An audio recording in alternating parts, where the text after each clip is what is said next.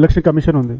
What is the primary role of election commission? It conducts elections, right? And we came up with a complaint. So our leader of opposition came up with a complaint saying that there is a malpractice in while conducting elections. There is a malpractice. Basically, he came up with a proof, right?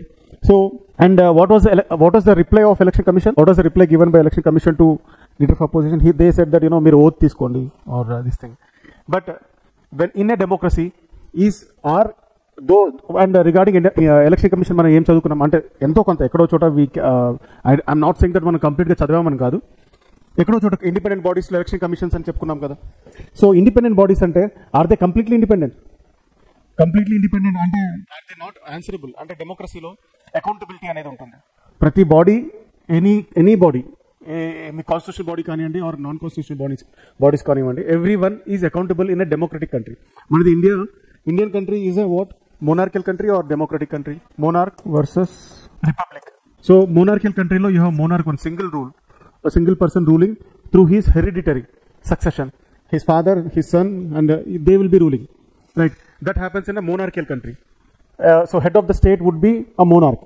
Ade meeku democratic country lo or republic country lo meeku head of the state would be president.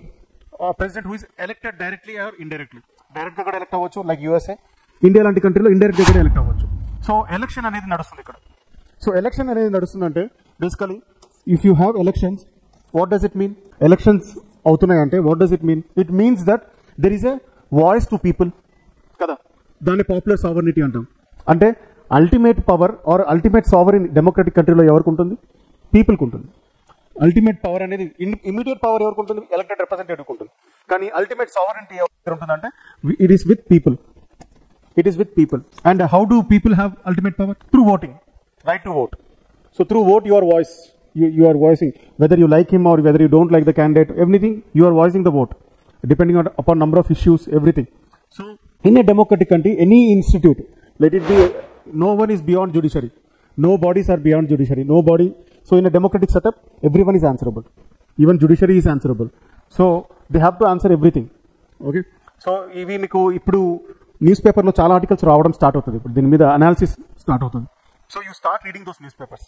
మీకు ఒక point of view ఏర్పడుతుంది, ఒక్కొక్క dimension ఏర్పడుతుంది. Pros, cons, election commission side నుంచి supporting arguments కొన్ని రావచ్చు. Leader of opposition side నుంచి మీకు సపోర్టింగ్ ఆర్గ్యుమెంట్స్ రావచ్చు. So you need to know both sides. మీ ఆన్సర్ కూడా బ్యాలెన్స్డ్గా ఉండాలి. ఓకే, సో బ్యాలెన్స్గా ఉండాలంటే మీరు పేపర్స్ చదవాలి. పేపర్స్ చదివినప్పుడు ఏమవుతుందంటే ఈ ఆర్టికల్స్ అన్ని రావడం స్టార్ట్ అవుతాయి. ఇప్పుడు ఇదే కదా నడుస్తుంది particularly this issues. So they even protested in parliament, right? So you have to go through such issues.